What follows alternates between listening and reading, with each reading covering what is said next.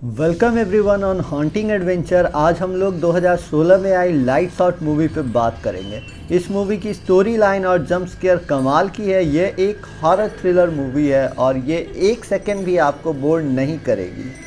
मैं रिकमेंड करूँगा कि आप इस मूवी को अंधेरे कमरे में वॉल्यूम लाउड करके एक्सपीरियंस करें, देन आफ्टर आप आके मेरी वीडियो देखें, क्योंकि आज मैं इस मूवी की डिटेल में एक्सप्लेनेशन करूँगा। बात करते हैं इस मूवी की IMDb रेटिंग की, तो 6.3 आउट ऑफ 10 है। रॉटेन टमेटो पे 76% फ्रेश एंड मेटाक्रिटिक स्कोर 78% है। एक्सप्लेनेशन स्टार्ट करते हैं इंट्रो के बाद।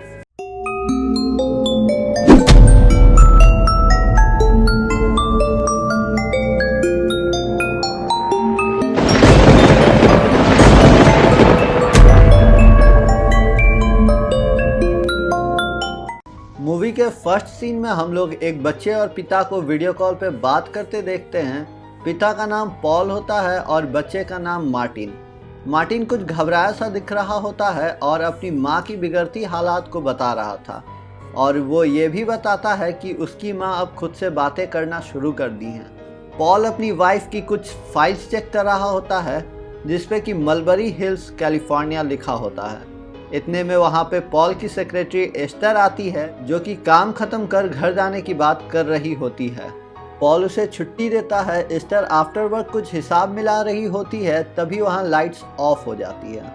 एस्टर मोशन सेंसर के आगे हाथ हिलाकर लाइट्स ऑन करती है, तभी वहाँ रखे कपड़ों के हैंगर में एक अजीब सी मूवमेंट होती है, मानो किसी ने हैंगर में लगे सारे कपड़े को हिला दिया हो।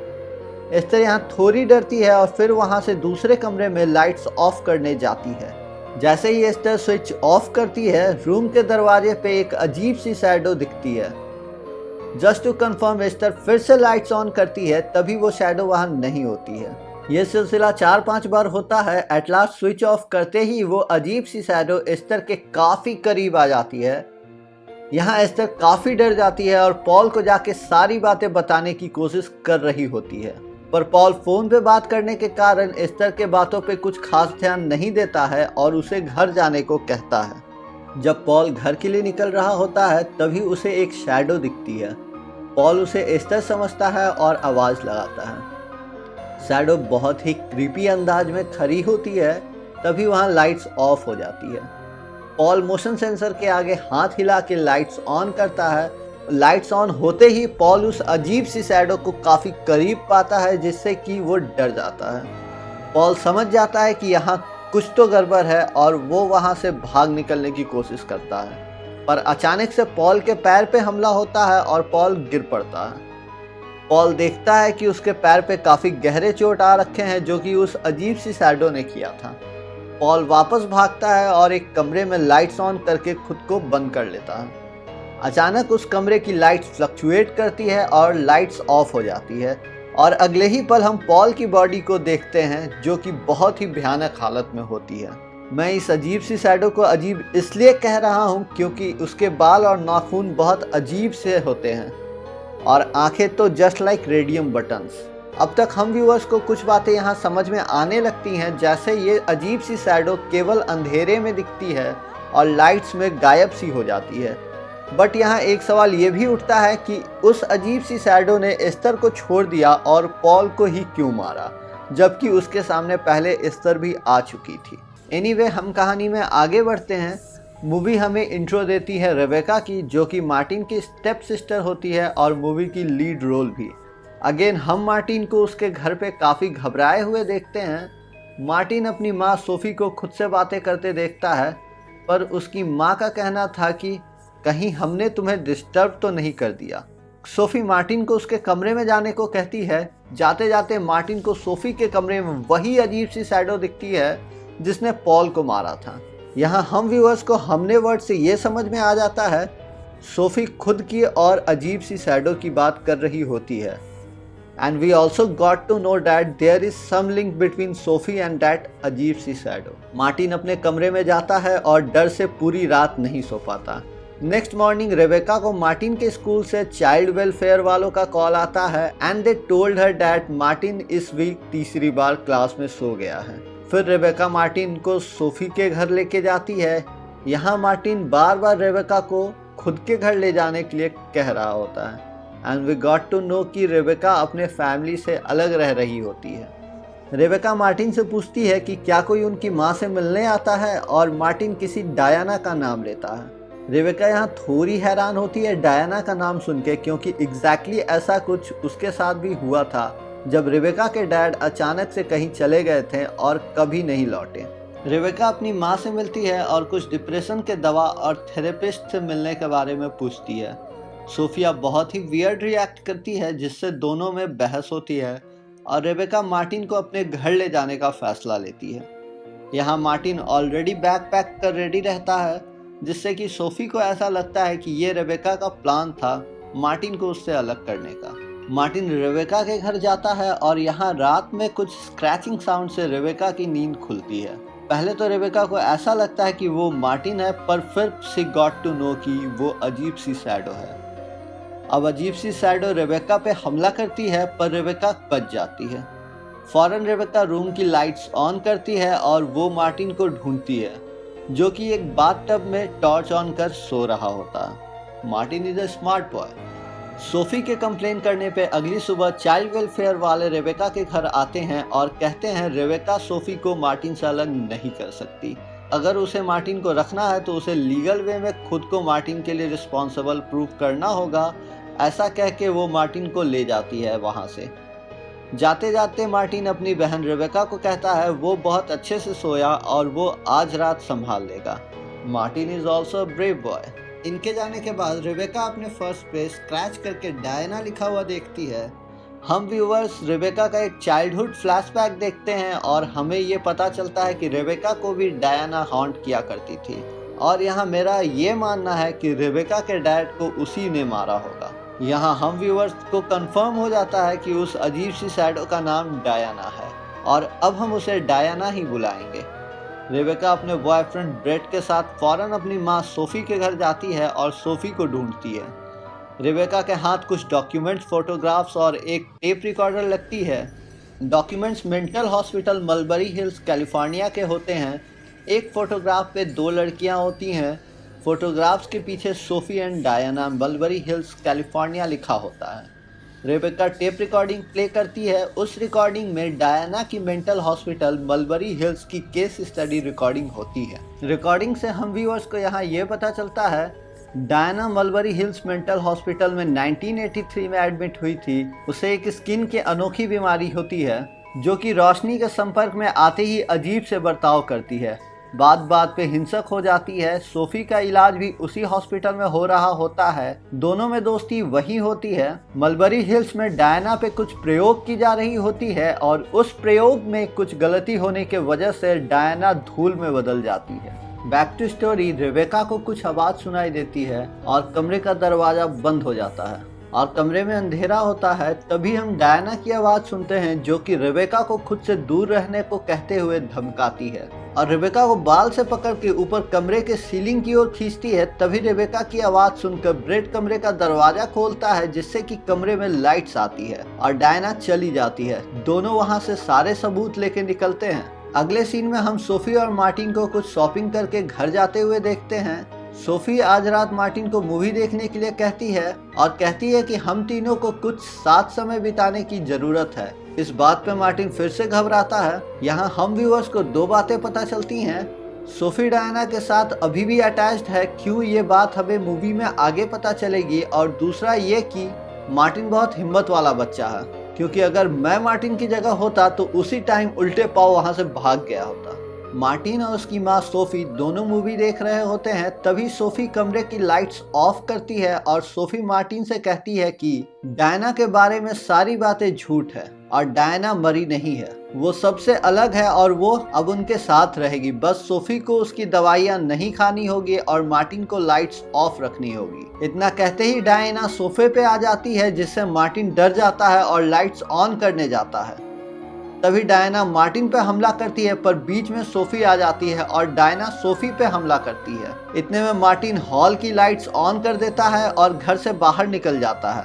अब यहाँ हम व्यूअर्स को पता चल जाता है कि डायना सोफी का इस्तेमाल कर रही है और सोफी कुछ मजबूर सी दिखती है। मार्टिन रेबेका के घर पहुंचता है और बताता है कि डायना सच में है। रेबेका उसे कहती है कि उसे मार्टिन पे यकीन है, ये सब उसके साथ भी हो चुका है जब वो मार्टिन की उम्र की थी। तो रेबेका मार्टिन को बताती है कि डायना जब 13 साल की थी तो बेसमेंट में मिली थी।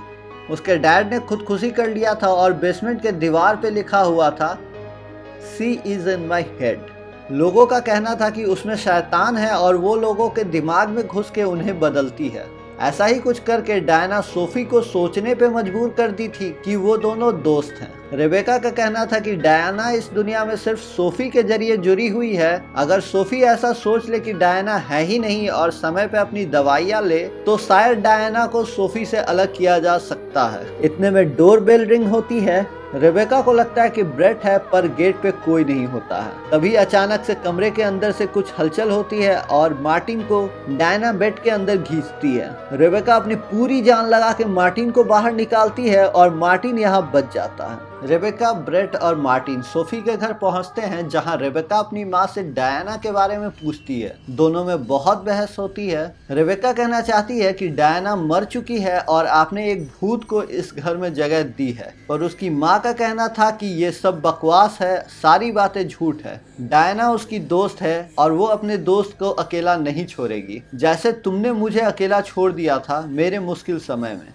ऐसा कह के सोफिया अपने कमरे में चली जाती है। हम व्यूअर्स को समझ में आ जाता है कि सोफिया रेबेका के घर छोड़ के चले जाने से काफी हर्ट हुई थी और कहीं ना कहीं वो अपनी दोस्त के साथ ऐसा नहीं करना चाहती थी। हालात को देखते हुए रेबेका मार्टिन को अपने घर चलने को कहती है, पर मार्टिन मना करते हुए कहता है कि उसकी माँ को उसकी जरूरत है और वो इस टाइम उनका साथ देना चाहता है। रेबेका का कहना था कि यहाँ रात में रहना सेफ नहीं है, तो मार्टिन का जवाब होता है कि सेफ तो कहीं नहीं है। रेबेका और ब्रेड भी वहीं मार्टिन के साथ रुकने का फैसला लेते हैं और ये लोग सारी तैयारी करते हैं। लाइट्स, टॉर्च, कैंडल सब एक जगह रखते हैं। अब मुझे ये बात बहुत अच्छे से समझ में आ गई थी कि इस रात इन सभी लोगों की लगने वाली है। मार्टिन चाहता है कि रेबेका उसके रूम में रहे और इसलिए ब्रेट को नीचे हॉल में अकेला सोना पड़ता है और इस हालात में भी ब्रेट उस घर में अकेले सोने के लिए तैयार हो जाता है, जो कि मेरे ख्याल से तो बहुत बहादुरी की बात है। Back to story.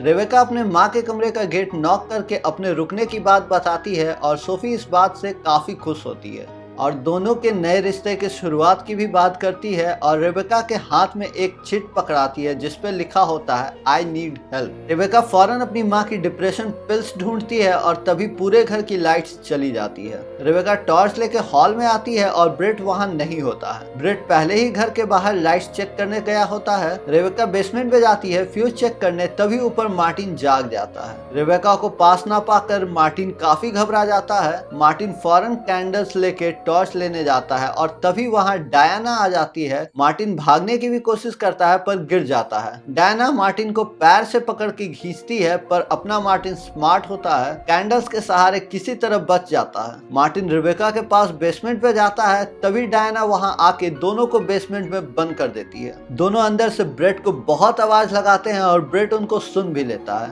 पर जैसे ही टॉर्च से गेट के लॉक को तोड़ने की कोशिश करता है, डायना उसे पीछे से पकड़ के दूर पटक देती है और ब्रेट के हाथ से टॉर्च भी गिर जाता है। डायना ब्रेट पे हमला करने वाली ही होती है। समय रहते ब्रेट अपने फोन की स्क्रीन लाइट का सहारा लेता है। कुछ ही सेकंड में फोन की स्क्रीन लाइट ऑफ होती है और डायना सीधा फोन पे हमला कर फोन को तोड़ देती है।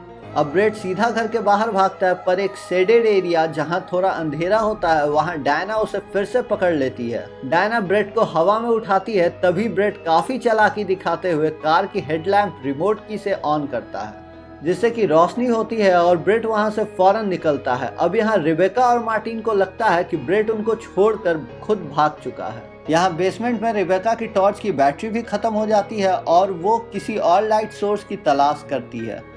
अगले सीन में हम लोग सोफी को देखते हैं जो कि डायना को ये सब करने से मना कर रही होती है और अपनी दवाइयाँ लेने की कोशिश करती है। तभी डायना उस पर हमला करती है और सोफी का सर किसी टेबल से जा टकराता है।